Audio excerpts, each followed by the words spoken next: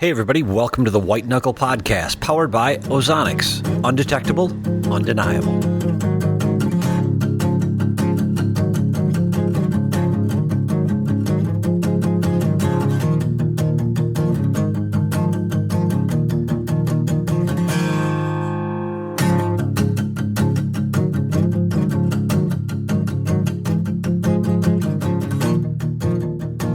Hey everybody, welcome back to the White Knuckle Podcast powered by OZONICS.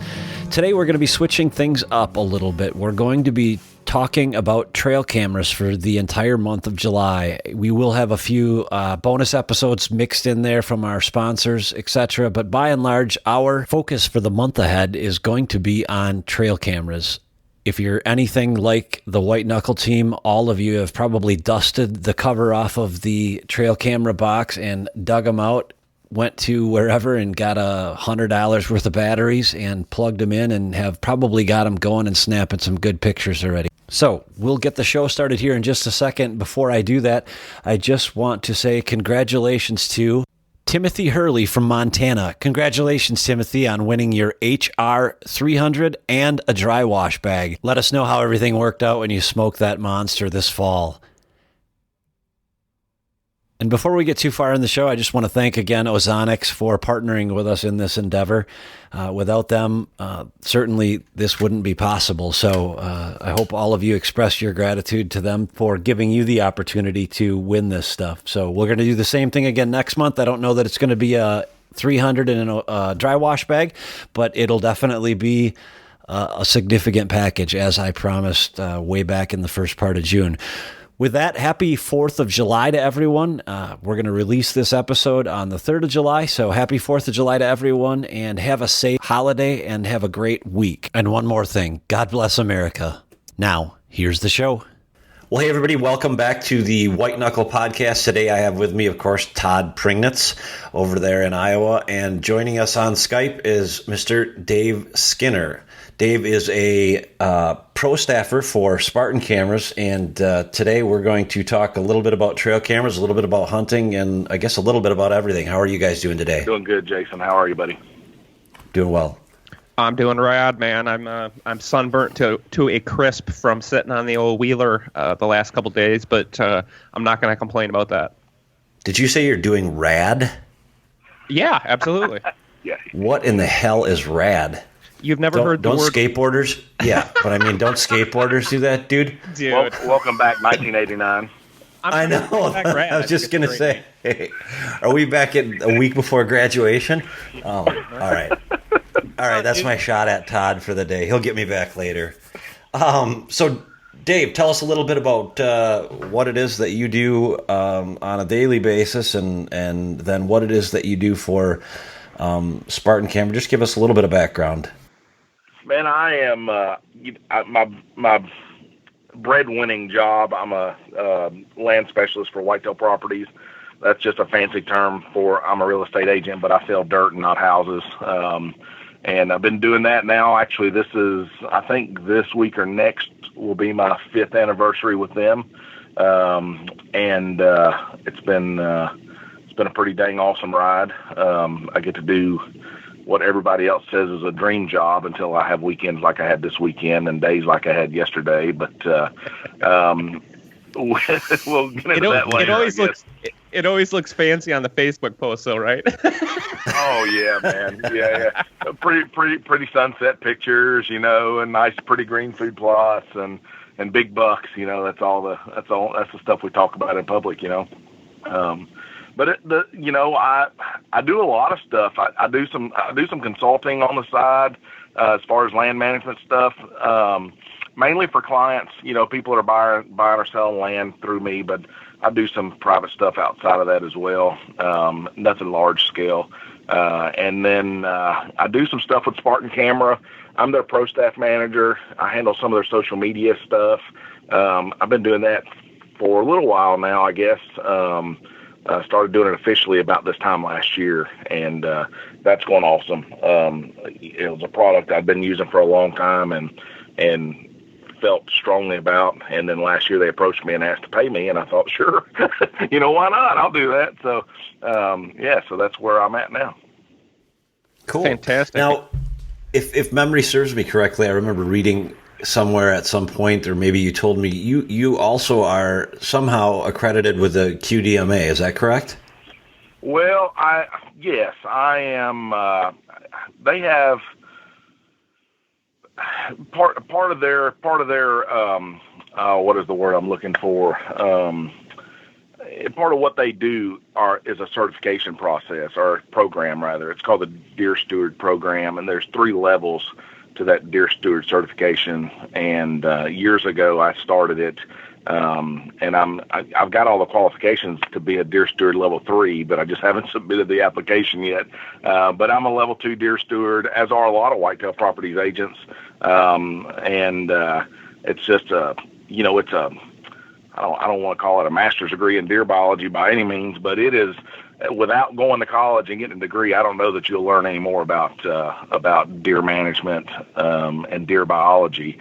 It's a series of classes that just teach you everything from the gestation period of a whitetail to how long they grow their antlers, to why they drop their antlers, you name it, and then food plot management and equipment maintenance, you name it, man. And they teach it all to you in different blocks of classes. So, okay. Is that where you learned how to artificially inseminate your wild range whitetails down there, Dave? I actually learned that in high school track class. Chasing them down is the hardest part. Dude, the biology stuff is what I really interests me, because I mean, dude, you have heard every whitetail story, and so I've have this list of different myths or different questions. So anytime we get a biologist on our show, I'm like enthralled by it, because the science of it is so fascinating. There are guys out there who study every facet of a whitetail deer to a in some cases their whole life. They study the gestation period or certain elements, and it's, I don't know, it never continues to fascinate. It continues to fascinate me because it's just the stuff you don't really hear about that often, and it's actually nice to hear it from a reliable source that, this is what they do. The things that really get me is when you're walking through the woods with a guy and he looks down and he sees a pile of crap and he says, "Oh man, look, a buck turd or a buck poop." And I'm like, how do you know that came out of a buck's butt? It's just a pile of poop. All deer poop looks the same depending on what they're eating at that time of the year. So, okay, it's a doe that had to poop a lot, so that makes it a buck. I just haven't quite figured that part out yet, why a buck's poop looks different than a doe's poop. I usually bring a pair of calipers, and I like to measure the diameter, because the diameter of the you're gonna get a good idea of the body size based on a percentage of complete crap. It's like antler-based circumference. The larger the circumference, the older the deer. So the larger the circumference of your buck turds, the older the deer. Yeah, that's. Well, we definitely. Well, you heard it here first. It'll break through. Todd, not me. All right. I'll credit Todd with that quote. All right. Oh man, that's how did last year end up for you, Dave, in terms of whitetail hunting? Man, I've been hunting in Kentucky now since 2002. I actually killed my first buck ever in Kentucky in 2002. So I'm a relatively young deer hunter, and I have struggled here in my home state. And I'm not from Kentucky, but since I've lived here, I consider this my home state.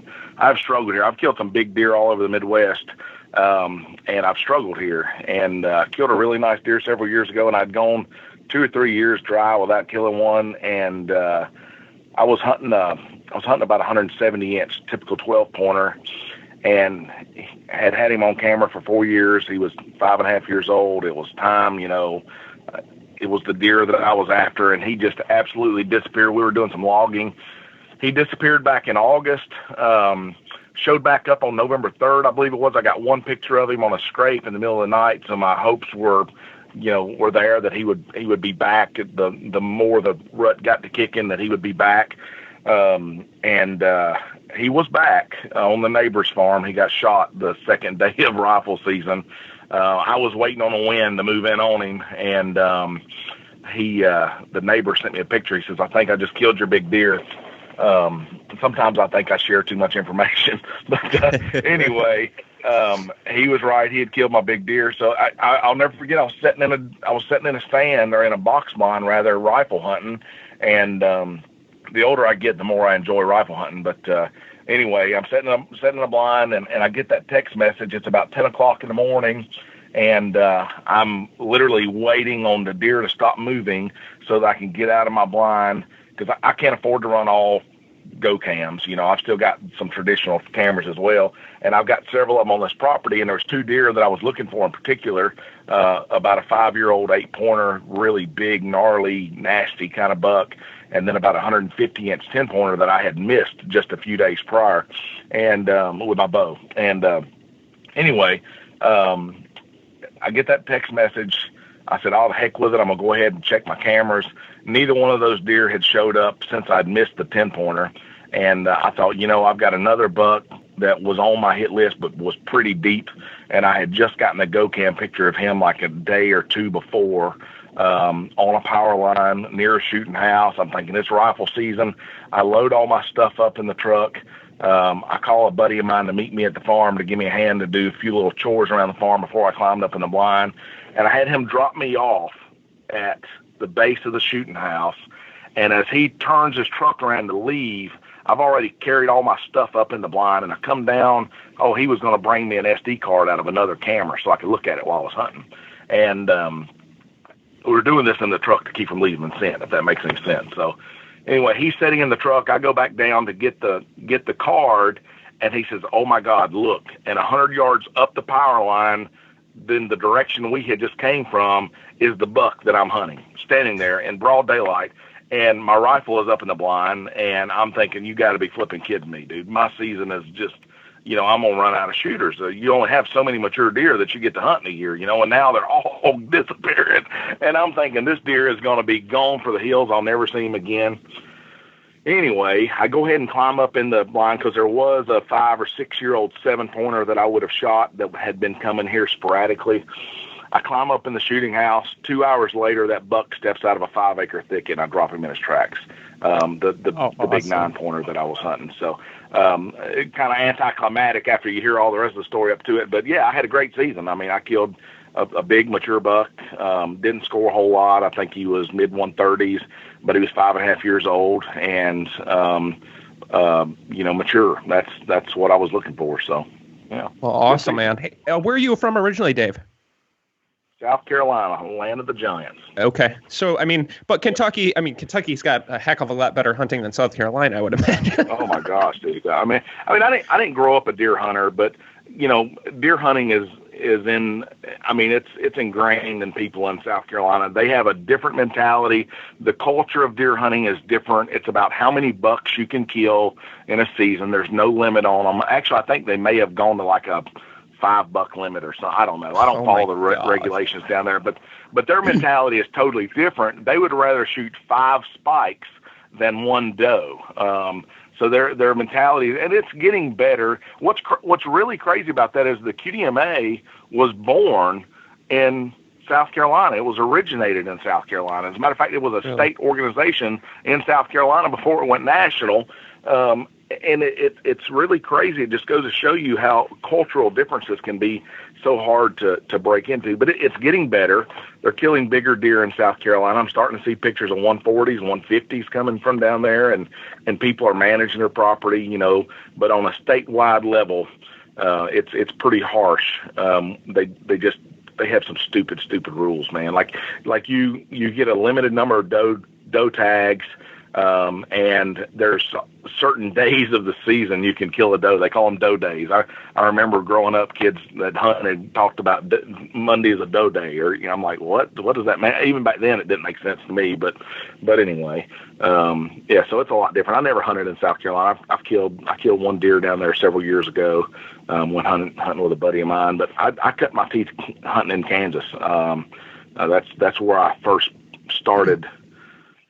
Long story to how I got into bow hunting. My first bow hunt ever was in West Virginia. First time I'd ever went in the woods with any kind of weapon. And I got buck fever the first morning sitting in the pouring down rain. Had a 6-pointer walk under my stand. I froze up. couldn't move, couldn't whistle, couldn't do nothing. I watched him walk in and walk out of my life just that quick, and was like a statue in the tree. And I thought, man, that's the greatest feeling I've ever had in my life, you know. And it was years again before I got to go again. And then that was in Kansas. I killed my first deer ever out there with a bow. Killed my second deer ever out there with a bow. I missed a couple of bucks out there, more buck fever. And then we moved to Kentucky. And that first fall, I killed my first buck here, about 120-inch 10-pointer, 2-year-old.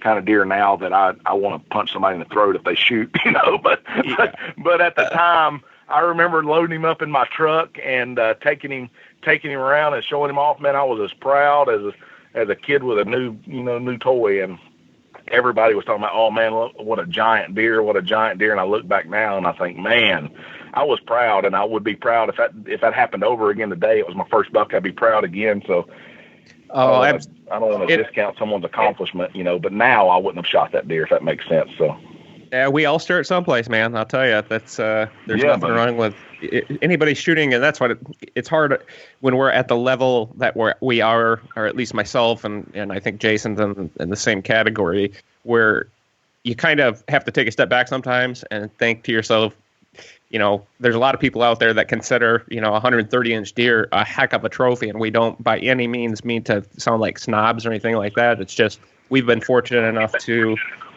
be able to, you know, evolve as hunters and kill those 130 classes and then raise the bar, you know, so to speak. So, but now I think most of us are all like mature deer hunters. We are enthralled by the older, tougher, you know, they're tougher to kill. So it's just a greater challenge, and we're lucky to be able to hunt these types of animals, and they actually exist where we hunt, which is, you know, how you kill them. That's right. And that's what people have to realize is those quality of deer need to exist where you hunt before you say, well, I'm not going to shoot anything but a 5-year-old deer. Well, there's no such thing as a 5-year-old deer in your area. And many places in South Carolina are like that. Deer don't get beyond 2 years old just because so many of them get shot young. You know, well, you can't set your standards on a 175-year-old in South Carolina. You know, here, my standards for years was a 3-year-old, and now I won't shoot it unless it's 4 years old, and I want to have some history with it. That's why I've killed so few, because there aren't a whole lot of deer that get to be that age. You know, this year I was lucky. I had a whole swarm of 4- and 5-year-old bucks. Not any of them scored really high, except for the one buck that the neighbor killed. But you know, it's I don't know, it's a season-to-season thing. Sometimes I wonder, what am I going to shoot, because I don't have any 4-year-olds. And then other years, I'm like, golly, I've got, you know, all these shooters. Which one do I want to go after? So, well, and that kind of gets us to talk about the next topic here, which is trail cameras. But I think the advent of trail cameras has changed the way we all hunt, because I remember growing up in Michigan, and you know, you didn't know what was really out in the woods. So if you held your tag and passed a lot of young bucks, there was really no guarantee that there was even a mature deer or a bigger racked buck even around. You were just hoping and praying for it. And then we all started using the trail cameras, and now it's I don't know. It takes a little bit of the element of surprise out, I think. We were talking with a good friend of ours, Brad Coonert, who hunts way up north in Wisconsin. He's a big buck killing machine, but he doesn't run trail cameras, and that's part of his thing. Is he likes that mystery, you know. And so with management and with hunting these mature deer that we're hunting on particular farms, private properties, or whatever, trail cameras do a lot of work for you. I mean, you know what's there, you know what's not there, and they don't lie. And I think one of the cool parts about Spartan Cams that I started using mine this past season, and there's so many spots on my farm that I just don't want to go into, and that's to put a trail camera out even, and to check cameras and to do the routine maintenance they have to do with them, move them around or whatever. And Spartan was the camera that I chose to use for my surveillance in certain areas, because you don't have to check them, man. You got a satellite or a cell phone signal. It texts you your pictures. You don't have to go in and check them. But I actually killed my buck this year partially because of my Spartan cam, because I had one out in the sanctuary in a spot that I don't go into there. But I got intel early based on where I believed he was bedding, and I ended up killing him about a week later, coming out of the bedding area from the opposite direction. But tell us a little bit about how you got involved with Spartan. I know it's changed the way I hunt, and that's why we chose to work with them this year. But tell us about Spartan Camera and what your role with them is. So this goes back a long time, probably back to about 2007. And I'm not going to give you all the background, but basically I was a dealer for a small company out of Georgia called HCO Outdoors. Hunting Cam Online was the name of this company. And they had a little small digital camera, infrared digital camera that ran on AA batteries. And you got to remember, at that time, trail cameras were so large that manufacturers literally built in carry handles. They looked like suitcases. They were that big. Yep. No joke. And that's 10 years ago, you know. And here's HCO with this little SG550 was the model number. And I saw it, and it didn't look like a trail camera. It didn't open up. There was nothing about it that was familiar, but there was something intriguing about it, so I bought one of them. And it was, at that time, by far better than any trail camera I'd ever used. It ran on 8 AA batteries. It took 5,000 or 6,000 pictures on 8 AA batteries. And now we think that's it. But at the time, cameras struggled to take 500 or 600 pictures on 8 D cell batteries that cost 2 or 3 times what AA. So it was literally a revolutionary product, and it was only available on the internet. And I saw an opening, and I thought, man, I'm going to become a dealer. And I literally, over the next couple of years, was selling, and no exaggeration, hundreds of thousands of dollars worth of these trail cameras all over the world, to educational institutes, colleges, universities are doing research, law enforcement, because they were so easy to hide, and of course deer hunters.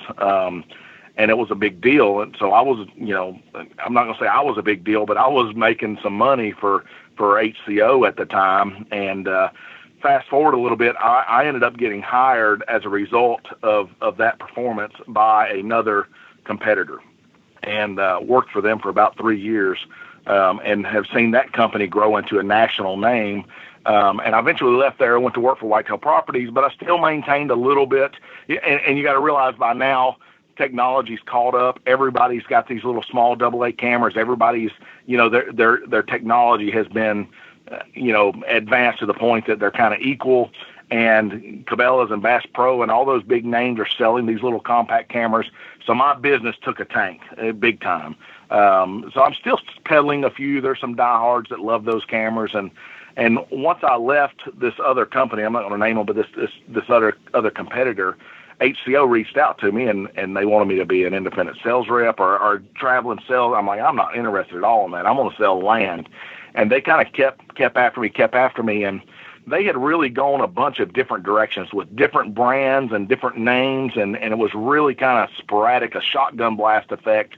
And finally, he realized, hey, we've got to narrow down our focus and concentrate on what we do best. And now we've reached into the age of wireless cameras and cellular cameras, and they had one, and they kept working on it. And when they finally come up with the bulletproof, what we've got now is a Spartan Go Cam, they changed direction. They rebranded under the name Spartan instead of HCO. It was a better name. They really targeted down on the hunting industry, and I started using those cameras and just fell in love with them. And I realized what a huge advantage they were going to be to a deer hunter like me, a guy that wants to know the deer that I'm hunting, be intimate with them, but I'm a low-pressure guy. I do not intrude. I hunt the fringes. I hunt the edges until the time is right. When the rut hits, then I penetrate. You know, I don't go in those sanctuary areas until I know that I can get in undefeated and beat that buck. That's just the way I hunt. And this Spartan just fed into that so well. And I became a big advocate for them, and they're still kind of nagging at me to do something with them. And I thought, what the heck, you know? So I went and helped them last year at ATA and SHOT Show, and then I realized how well that the product was being accepted by the consumer and by the dealers. And I thought, you know, this is I consider it a match made in heaven. So I made him an offer to basically manage his pro staff and help him with some social media stuff. And just basic stuff. I mean, if anybody out there follows me on social media, you know what I do, man. I'm the selfie king, man. I like to do these selfie instructional videos, and they're well accepted, and it's built a brand for myself, I think, and it's helped Spartan, I think, a little bit as well. So anyway, so that's kind of our relationship. You know, I take care of their their pro staff. I think we're pushing 80 or 90 guys now on the pro staff, and that's not really counting TV personalities such as yourself. That's just the bread and butter kind of guys that are out that are just deer hunters that maybe not all that well known. They're known in their local area, and they love the product and they want to help us promote it. So I just help them stay on track and that kind of thing. So. Well, and I actually have known Will, who's the owner of the company, all the way back to those Smart Scout, or what was it, Scout Guard? That was the original camera? Scout Guard, yeah. I had a bunch of those. Guard, My good buddy Scott Pack hooked me up with them. But the owner of the company is a brilliant electrical engineer and basically has technology no other companies have, and that's what he excels at. And I think for a long time they couldn't quite figure out the branding side and the marketing side because that's not him. He's an engineer. But engineers are the ones that I usually get along with because we're both technical. So we've had a long relationship with them. And as soon as I heard about Spartan, I wanted to use one before we even talked business. So I used one this entire past season, and I will say this much: the quality for the price is absolutely, there's nothing else even close. From the functionality to the actual tolerances that are built into their case. I mean, from the seals, the way that the hinges work, everything is premium quality, and that is a big difference compared to a lot of the cheaper cameras. All those little details are the things I pay attention to, and that's what I love about these Spartan cams is that they are truly a high-end camera for half the price, basically. And they just work. I mean, there's no issues. You don't go to check your card, and there's nothing on it, which I've had happen so many times with other brands. That kind of is what pushed me towards Spartan. Was I had just gotten frustrated with some of the other cameras, and you rely on that intel during the season, and middle of the rut, like you need to know where certain animals are, and you go to check your camera, and there's nothing on it, and it still has full battery, and it still has everything working supposedly. And it makes you want to just blow the thing up right at that moment. I remember back, and I forget the year exactly, but I was using a different brand of cameras, and I was loyal to that brand and really liked them. They were pretty good cameras. But I went off to Kansas during the rut, and I had probably 15 cameras at this time, and I took 5 of them out there with me, and I had 10 cameras running here, and I would go out there to get away from rifle season. This was when I was a diehard bow snob. I wouldn't have even considered shooting a deer with a gun, and I've grown out of that. Not that that's a good thing or a bad thing, but I've grown out of it, and now I don't care. If it's the buck I'm hunting, whatever's legal, that's what I'll do. But anyway, I'm out in Kansas during rifle season. I come home and I'm really excited to check all my cameras and see what's been running around while I'm out there, hunting bucks. And I get back, and of those 10 cameras, I think like only 3 of them were even functioning. And I just was so frustrated, man. And it was one of those, it was one of those aha moments. Somebody's got to come up with something better. And with the GoCam, I never wonder if that camera's working, because literally you can program it to send you different events throughout the day, whether that's status updates or taking pictures or whatever. So I've got it taking multiple pictures throughout the day. I've got it sending me 2 status updates a day, plus it's sitting out there working and sending me those pictures. I never wonder if it's working. And not only that, but if my batteries get low, guess what? The camera tells me that my batteries are getting low and it's time to go out and change the batteries. Or if my SD card is getting full, it tells me all this kind of information. That's what blew my mind, Dave, when a buddy of mine, Logan McNulty, sells them, and he showed me his app for running a camera, and I was like, are you kidding me? I mean, you can adjust. It tells you what your battery levels are. It tells you what your signal strength is. You can change all of your settings from the time period, if you want a 30-second delay, if you want to take 2 pictures, 3 pictures per instance. All of that is available, and you can control it all remotely. So it's like a trail camera nuts greatest invention of all time. But I think what I dig about the Spartan Cam is the app is absolutely phenomenal. And it, just like you said, you don't have to wonder. So that mystery of, oh man, I hope that camera's working when I go check it. And inevitably, it always is the camera that you're most looking forward to checking or the one that you need that information from, that's the one that won't work. And I don't know if it's just Newton's law or whatever, but I had the same thing happen this past year. I was hunting a big buck, and of course I had 3 cameras out for that individual animal. I went check them. 2 of them weren't working. I was about ready to just blow it, But long story short, I've been now using mine for about 9 months, and just everything about it I love. And the best part, in my opinion, I think the nighttime images, and also what I enjoy about my Spartan is that you don't have the blurry image if there's an animal moving in front of the camera. And that's one of the biggest issues with some of the other ones is if there's a deer and there's any movement in the picture at all, like it's just a blurry mess. So you're never going to, I don't think you'll ever completely eliminate blurred images with infrared, but Spartan has definitely figured it out to where it is a bare minimum, I feel like. And rarely do I get a picture where I can't identify the buck. You definitely are still going to get blurred nighttime images, but when some of these cameras, 99.9% of your images are unidentifiable, you're trying to figure out if it's a ghost, is it a person, is it a coyote, is it a mountain lion? Who knows what it is? It's just something.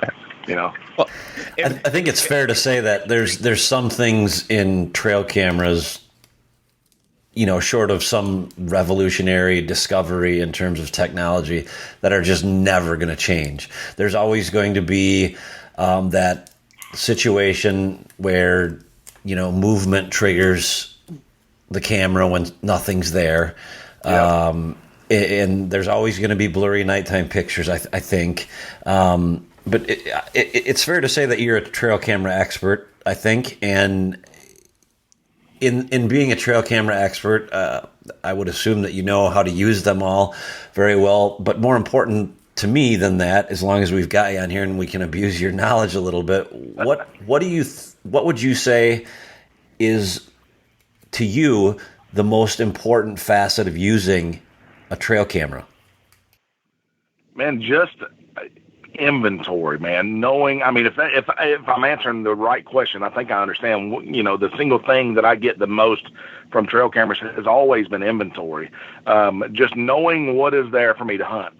Literally, until the GoCam, I never used them for scouting.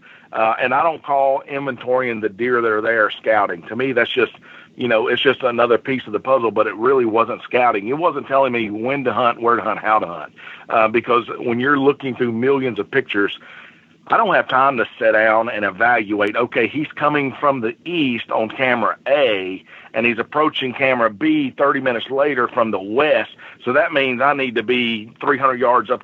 None of that ever clicked with me. And maybe they weren't a scouting tool, specifically to tell me when and where and how to hunt. They were to tell me what I could hunt, if that makes sense. The GoCam, on the flip side, has turned into a true scouting tool because now I know when he is where. Because it's always old information. You can call it MRI, most recent information, if you want, from a regular trail camera. But unless you're going in there every day and checking it, it's old information. It happened yesterday at the soonest, and probably 2 weeks ago, because everybody says, well, don't check your cameras too often. Well, how often is often enough, and in some areas you can check them more often than others.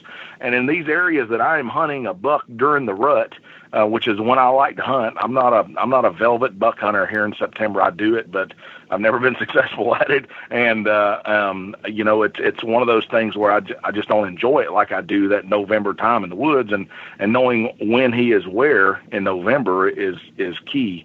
So I don't know that trail cameras were ever a scouting tool more than an inventory tool to me until the GoCam came out. And my buck this past year is evidence of that. I knew he was there the day before without having to go check the camera. I was able to just crawl in the stand and kill him when he did the same thing the second day. So. Well, in my world, I think a lot of guys go through this.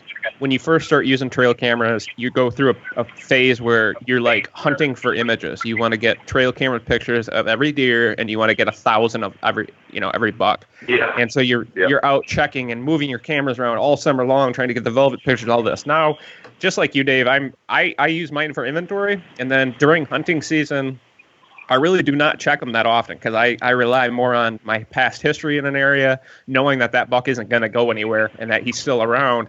And I'm not hunting for camera pictures. I'm hunting an animal. So long as I know they're around, I'm not playing around with my cameras that much during the season.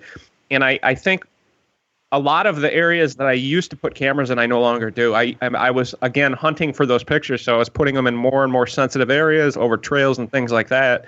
Now I've learned I put basically some cameras over some field edge scrapes during the fall, and you're going to get a picture of every deer that comes through that area. They're going to go hit that scrape.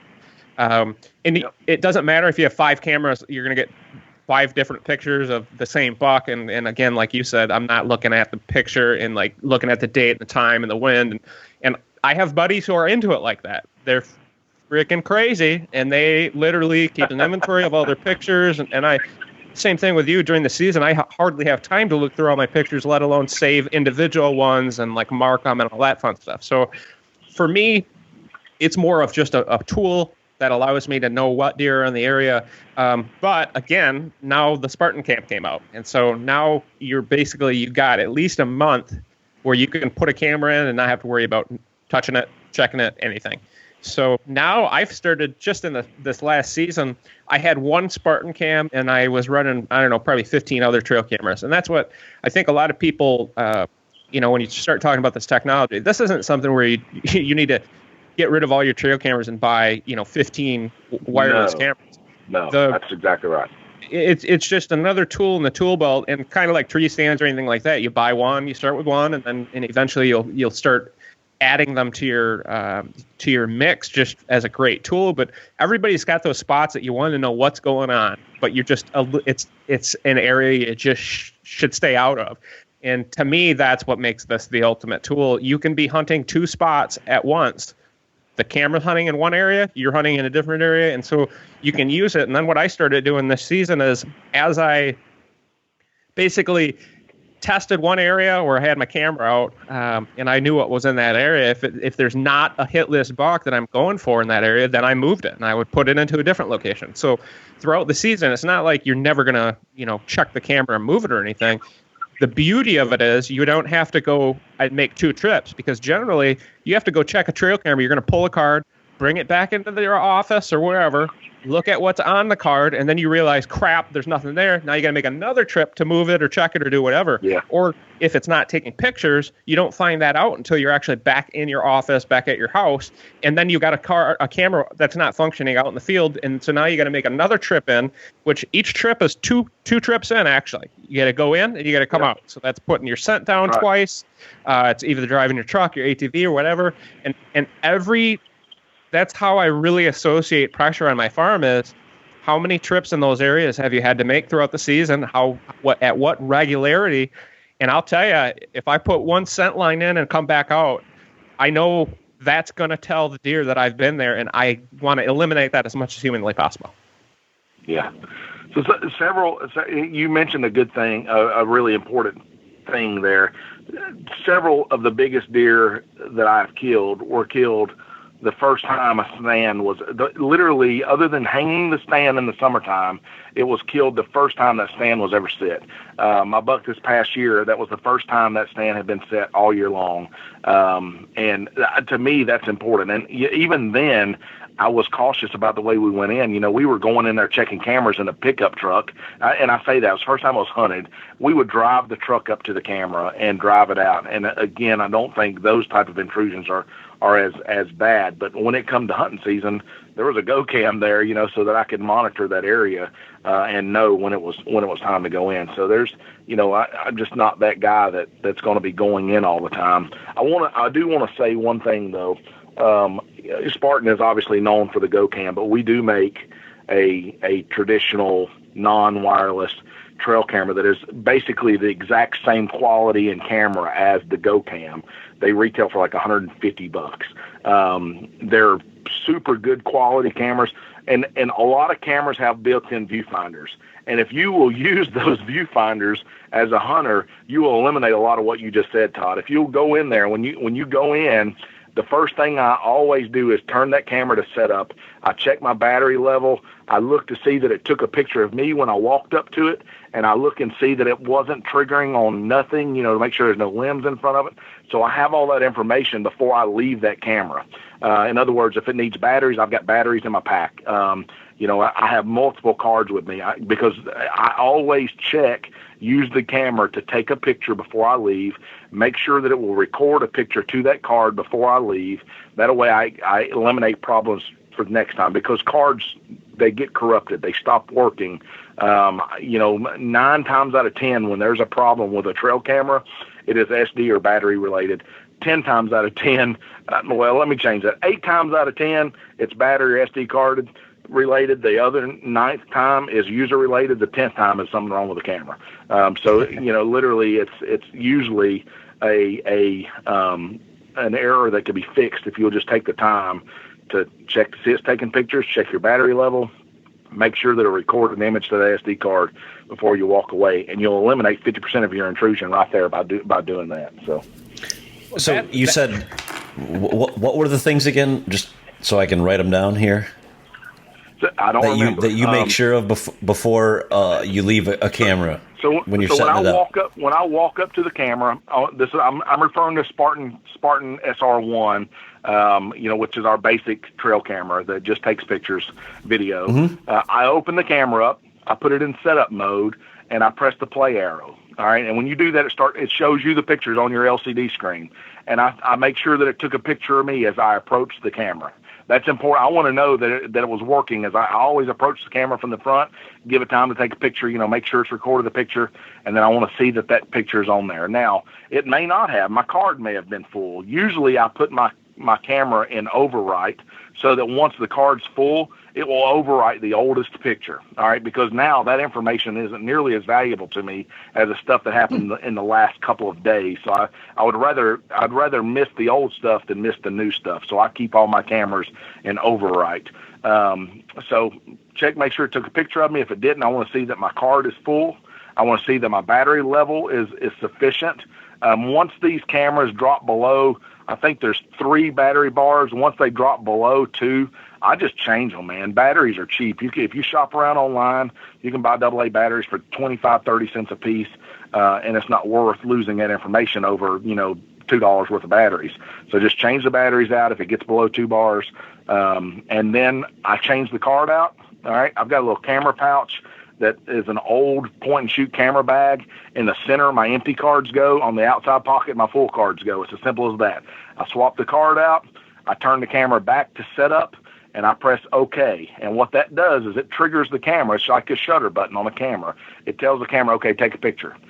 I make sure that I look up in the counter in the top right corner of the LCD screen, and it should change to 1, 2, or 3 of however many. It tells you how much space is left on the camera, and it tells you how many pictures it took.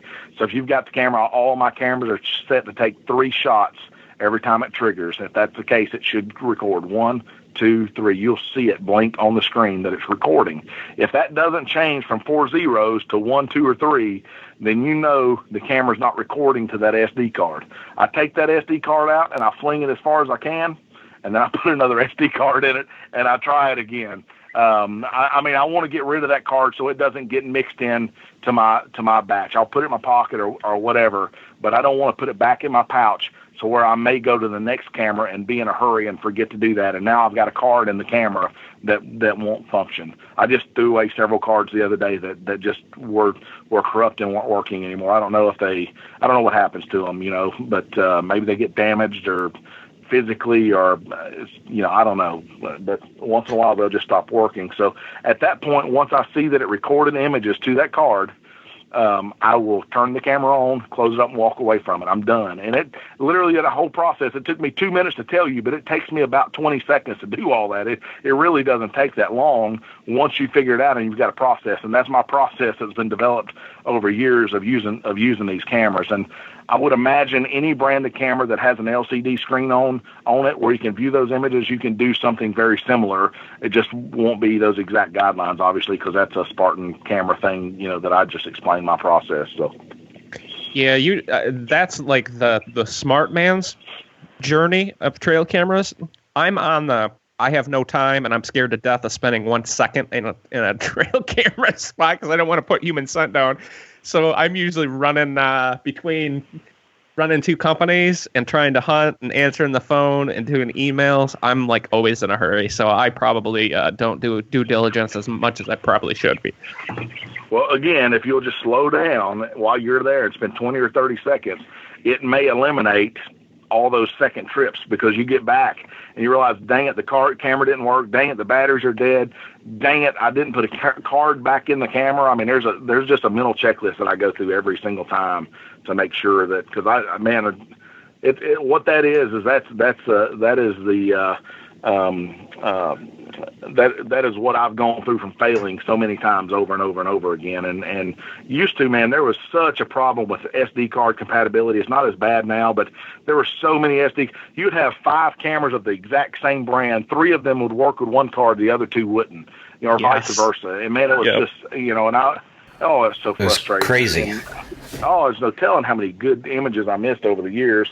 And I'm the guy that not only do I want images, I want good quality images. You know what I'm saying? I want them to be nice appearing images, because I like to share them on social media. I know Todd doesn't do that, but I love to share my images on social media. I usually try to refrain from that until after the season, but sometimes I just can't help it, especially if it's just a nice, who knows, maybe it's a pretty coyote picture, if there is such a thing. But I like to share those images, and I like them to be attractive. So I want a good setup on the camera, something that just looks good. So, Dave, I just wanted to say, if you can get Todd to slow down, I will add you to the White Knuckle payroll immediately. Slip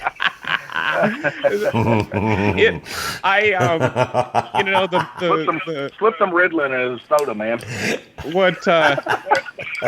All right, come on, man. I am that bad. 'Tis better to live through chemistry. But Dave, you mentioned earlier about driving up to your trail cameras, and that's what my secret to success has been.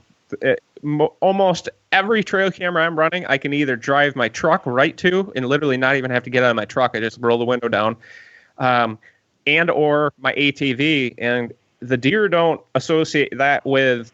I mean, to them, you're just the farmer that's checking, the cattle or whatever. That they don't associate it to hunting. Is when they really makes a difference is when you are putting your human scent on the ground in an area that they're not used to smelling human scent. That's when they will go haywire. And particularly during hunting season, when you're going in and out to hunt these different spots or check your cameras, the bucks you're after, if they hit your ground scent within 24 hours of when you've been through there, it's going to change their movement in that area. And that's the last thing you want.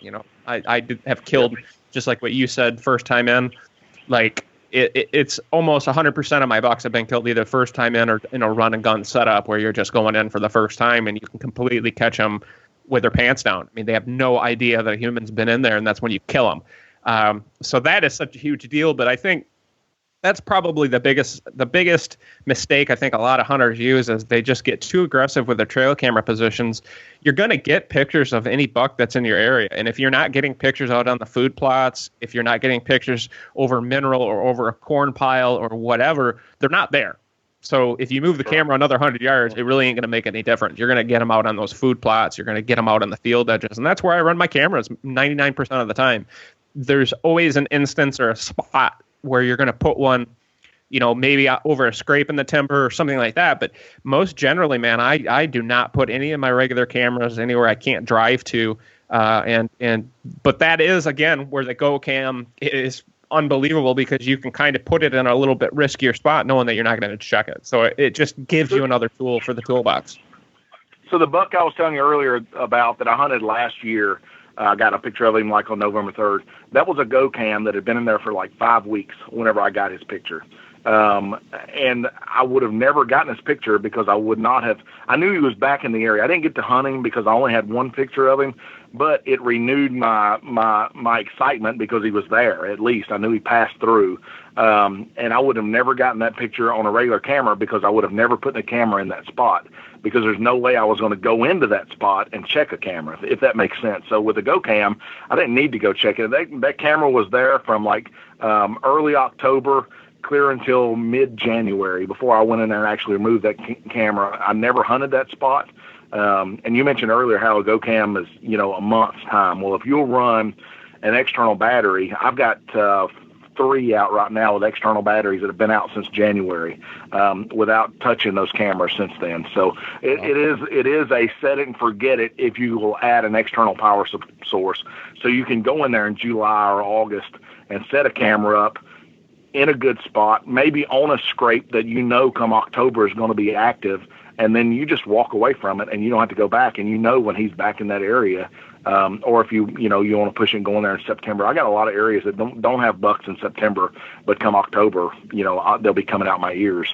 So it's a perfect setup for that. So. Yeah, buddy. And the other part too is what I've noticed just from running cameras and hunting over the years is usually they're on about a 2 or 3 day cycle. So when a buck shows up into a spot, he'll usually be there specifically during the rut.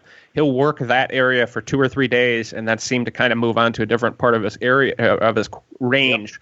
So you get those pictures, you got to be able to move hot and fast. Where those animals are today is where you need to be hunting today and or tomorrow.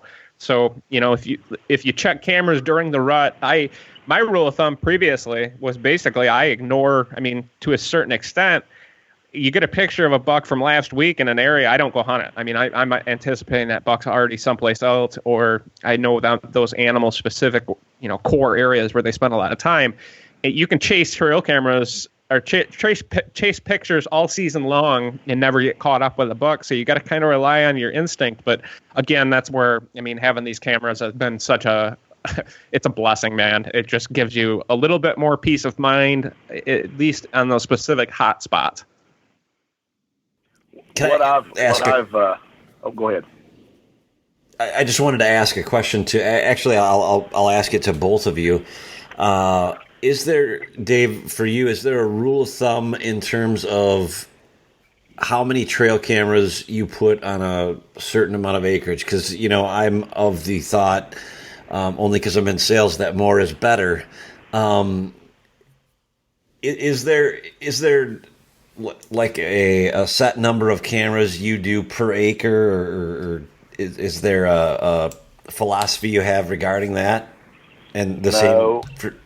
Okay. To answer that question, just blanketly, no, there's not, because I've had 40-acre farms where I had 8 cameras on them, and I've had 500-acre farms where I ran just 2 or 3 cameras. And the reason being is every acre is different than another acre, and sometimes you just have to know the property, know the pinch points, know the destinations, know the bedding. Once you learn the property, then you can, I think, come up with a number of cameras for that property. Again, I've got 70-acre block of woods that I run 5 cameras on, and then I've got, big ag farms that are hundreds of acres that only have a couple of cameras on them. It just really depends on the specific property. But I am of the mindset, the more the better, as long as you use them smart. I run at peak season, I'm running about 40 cameras, not counting my go cams. But I manage about, 2,500 acres, somewhere in that neighborhood, and that's not enough cameras. Every year I run out of cameras, and then I find myself moving them around and that kind of stuff, so I don't think you can ever have too many unless you're just really limited on acreage. I know one lady, she's going to know exactly who I'm talking about whenever I say this, but they own 20 acres next to a national forest in Louisiana or Mississippi, one of the two, and they've got like 35 cameras on it, and 11 of them are go cams. And I'm like, man, how do you, they're on every tree, but they've got an obsession unlike anyone else that I know. But anyway, I guess there's always a limit to how many you need, but the more the merrier, I think. So it's not a situation where you're going to, I guess what I was thinking of is, are you going to get too much information, and therefore I think sometimes as human beings we get too much information and then we start to overthink things. But maybe that's not a bad thing when we're talking about whitetails. So that 70-acre block of timber that I was talking about is surrounded by ag. It's about 400 acres of crop field on this property, and there's 70 acres of timber right in the middle of it. And it is a bachelor group mecca.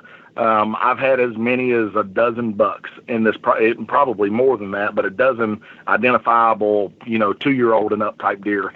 living in that property in July and August. All right. And I can run cameras at every entry and I've manipulated this property with entry and exit points and trails and things so the deer kind of travel where I want them to travel. And I can run cameras on every one of those trails, but there's two specific areas that the deer come and go from. And those two specific areas, I'll get exactly different deer. All right. Those two bachelor groups rarely ever intermingle. Okay. I don't know why it is, but it's like the Crips and the Bloods. It's like the south side is one group's territory, the north side is the other group's territory, and they just don't intermingle. And we're only talking 70 acres of timber. Now, when I first started hunting this, I only ran cameras on the north side because it just made sense because the south side was kind of exposed. And the 170 that I was talking about, I eventually started. I call it the South Draw. I've got a South Draw camera, got a mineral lick there, and that one buck, I never ever got him on the north side of the woods. But every year I would have him on in the South Draw. Matter of fact, he would be the first buck I would get there. He would be the most consistent buck that I would get there. And I even found his sheds laying 20 yards from the mineral lick 2 years ago. But I've never had him on the north side of the property. Even when I've got a food plot there, even when I had soybeans growing in that food plot, he was never on that side of the property that I'm aware of, with the exception of that November 3rd picture that I had him on a logging trail within 150 yards of that food plot. So again, every property is different. And I think every deer is different. I don't have an answer. I just don't think you can say, well, I've got 50 acres of woods, I only need 3 cameras. Well, you might need 10 cameras. You might only need 1. It just really depends on the property and the deer. I have a philosophy for it too. A lot of it has to do with your knowledge of a property. If you're just starting to hunt a brand new farm, you're going to want more cameras than less, so to speak. But just like what Dave was saying, I've got one property that's about 250 acres that I lease, and it is 90% of it's all tillable. Just there's a huge cornfield and a huge bean field. And just like what Dave was saying, on the north side of the farm, there's one group of deer. On the south side, there's another group. But on 2 cameras on 250 acres, I'll have a picture of every single animal on that farm every week. It's just I figured it out over time. When I first started hunting that farm, I used to run 8 to 10 cameras out on it. Now I've realized it's just wasting time and energy going and checking all these different cameras when I can do all of my inventory on 2 cameras. But it takes time and energy to figure those things out over time. And then on my farm here, because I have easy access, I can drive my truck all around it. I kind of call it like trap lines. Like how a trapper has a trap line, he'll go out and he'll have traps along the single trail so that he basically can, kill 2 birds with 1 stone, so to speak. So you're not going in and out to check 1 camera. You're checking 2 or 3 cameras along the way. And in my case here, I can check 8 cameras in like 15 minutes just by driving boom, boom, boom, boom, boom. And I've got them located on the major crossings and intersections where over a period of time, I've realized, hey, if I'm going to have a camera and I put it right here, I'm going to get a picture of every whitetail. The other cool part is on my own home farm here, I enjoy it's just from the science standpoint of seeing what bucks use what trails during the different times of the season. And so I have more cameras here, so to speak, than on some of my other farms, but it's just because of ease of checking and in access. So I think a lot of it has to do with access and then just your experience on a piece of property and whether or not you've hunted there before. But if it was a brand new piece, then I would have far more cameras out just to learn what deer are using what areas than it would be on your home farm that you've been hunting for years and years. I think you just kind of learn those things over the years. I'll add to that. All right, so I mentioned the time of year that I was referencing, July, August time frame. And almost all of my cameras at that time of year are on mineral licks. And I know some places can't do that. So I'm a big mineral. I don't advocate the use of minerals to grow antlers, but I definitely advocate the use of salt blocks or trophy rock or something like that to attract deer. And I think it's a great place to get summertime inventory to know what bucks are using your property that time of year. I never let that information dictate how my hunting season is going to be, because it will change. It'll change quickly around here, especially in Kentucky, come September. And my experience of summertime trail cameras is really limited to Kentucky, because I really haven't ran cameras anywhere else in the summertime. So I'm referencing here using minerals in the summertime, and knowing that information is going to change. I try to locate those minerals in an area where I know I'm going to get a lot of traffic. All right, so I can pick up some natural movement as well as the attraction of the salt in those minerals. Lastly, when I said I'd never gotten that one buck's pick on the north side of the property, I should have clarified that and said on my minerals on the north side of the property, because I've got hundreds and hundreds of pictures of him on the north side of the property on a community scrape. So it was really time specific, I guess is what I'm saying, when I'm inventorying those deer in the summertime. And again, those summertime pictures, that property particularly, I'd have a dozen plus bucks every summer. And then come October, November, I was lucky to have 1 or 2 bucks. We've never killed a buck on the property, because they disperse very, very quickly. As soon as that pre-rut phase hits, the deer go elsewhere. So we've not killed a buck on the property. So anyway, I just wanted to kind of clarify what I was saying. So yeah, and go ahead, Todd.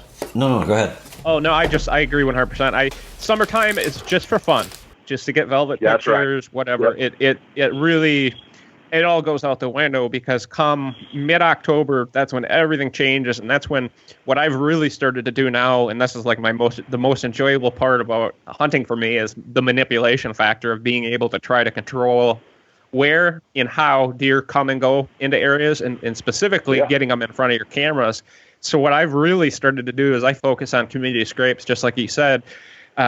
But I create my own now, and I know generally where the buck bedding areas are, generally where the doe bedding areas are, and where they're going to kind of meet and have those social areas. And we've talked about it in different shows, Jason. You and I have talked about it, where I'll go along a whole field edge, a couple 100 yards of field, and I'll chainsaw every overhanging branch off. So there literally is not another spot for them to go create a community scrape, and I'll create my own community scrape. Whether it's an existing spot or not, it doesn't matter. The deer don't care. And if there's not a branch, I'll cut one down and literally zip tie it to a different tree. I'll put a post in the ground if I have to.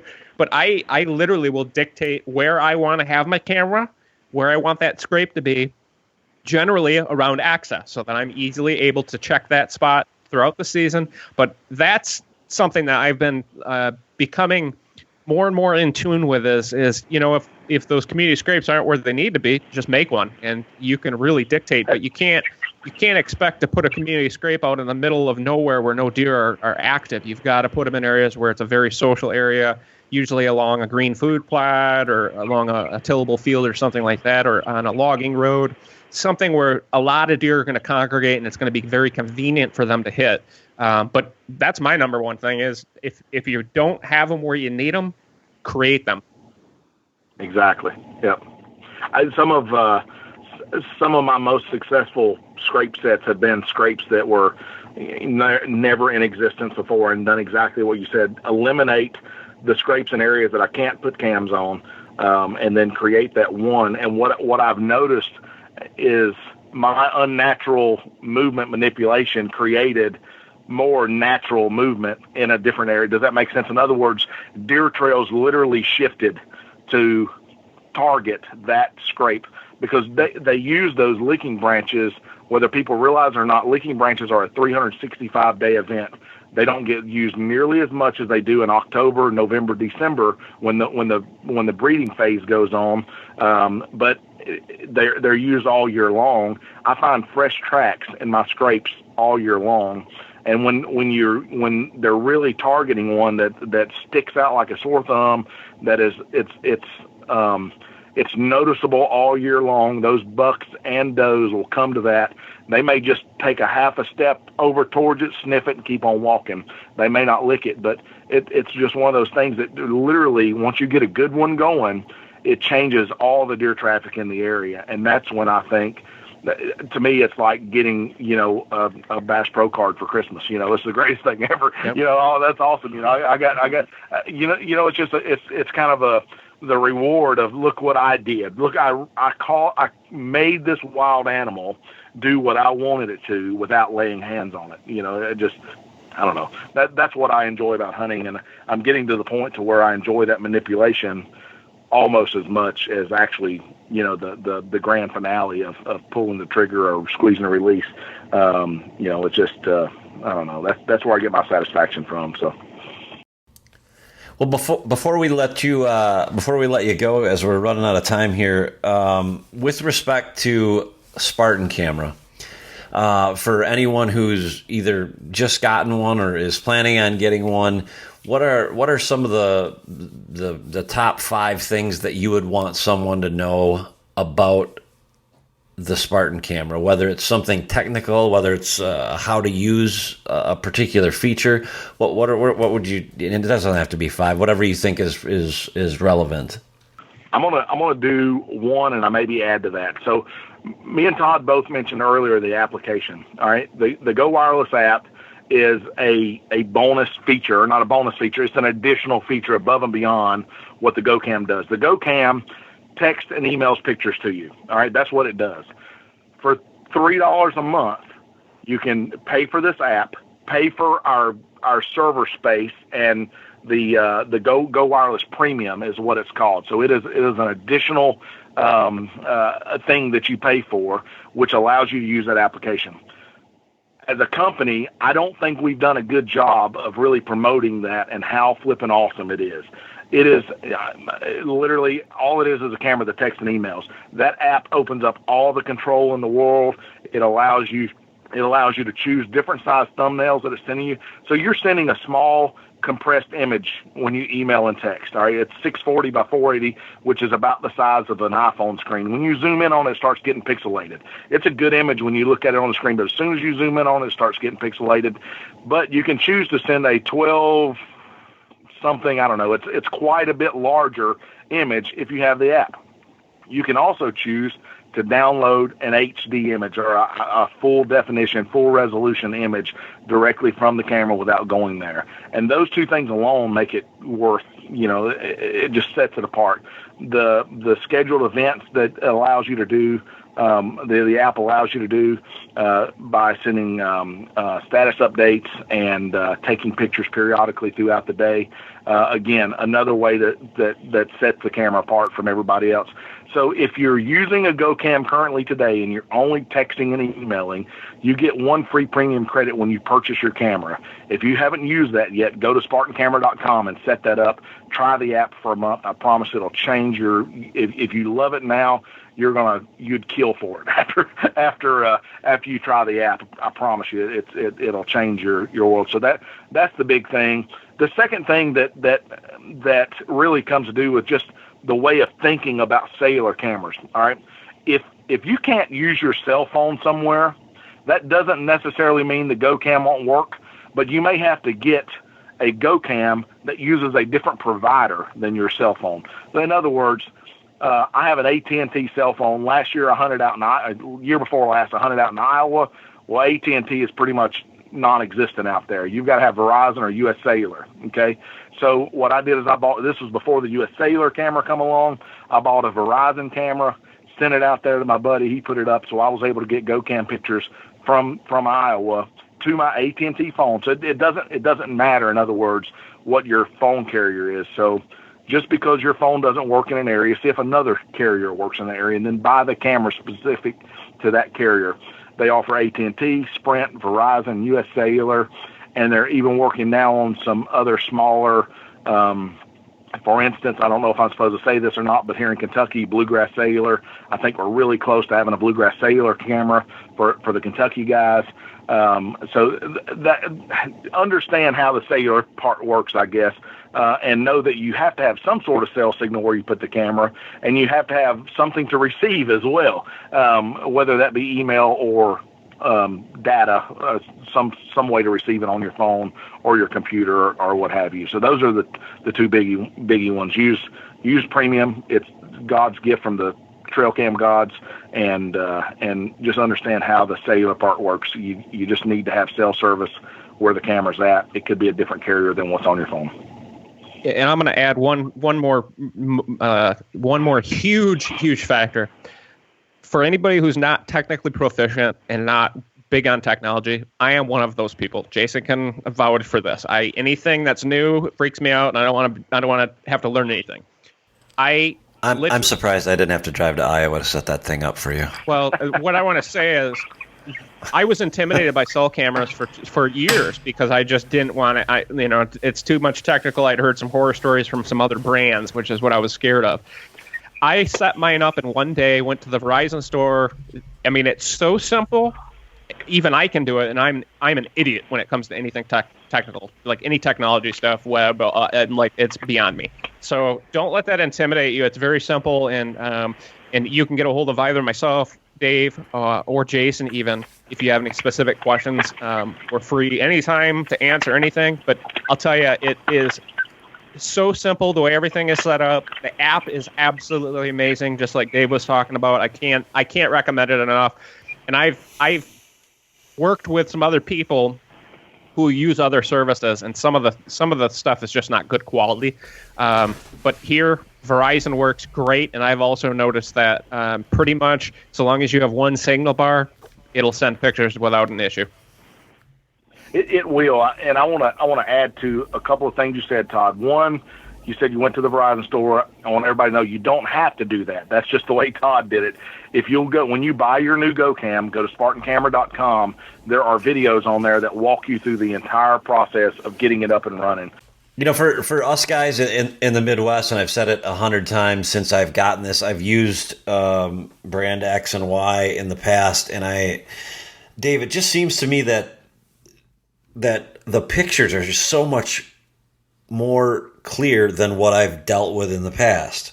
In addition to that, it just seems like the functionality is just so much greater. Is that your experience as well? And when I say functionality, I mean a lot of trail camera companies say, well, you can do this or that remotely. Well, you can, but you're going to have to go through a whole bunch of steps.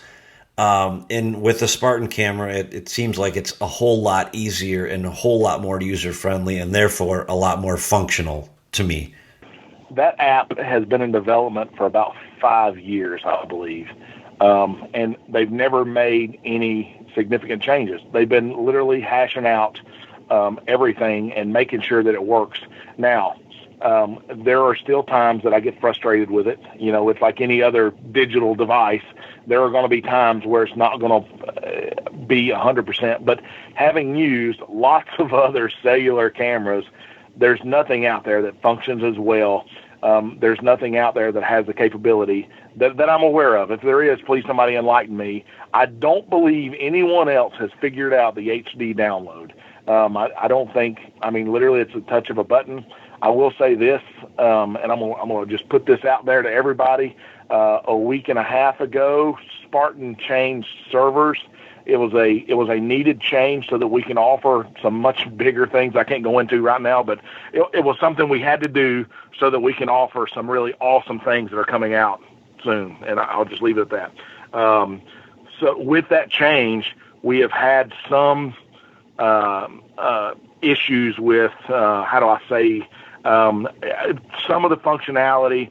Most users aren't seeing any issues, but we're seeing specifically with AT&T, we're seeing some HD downloads not coming through as quickly as they were, and we're seeing some failures of those HD downloads. We worked on it one way. We now have the server engineers working on it because we believe it's a server issue with them communicating with AT&T, and we think we've got it nailed down to that.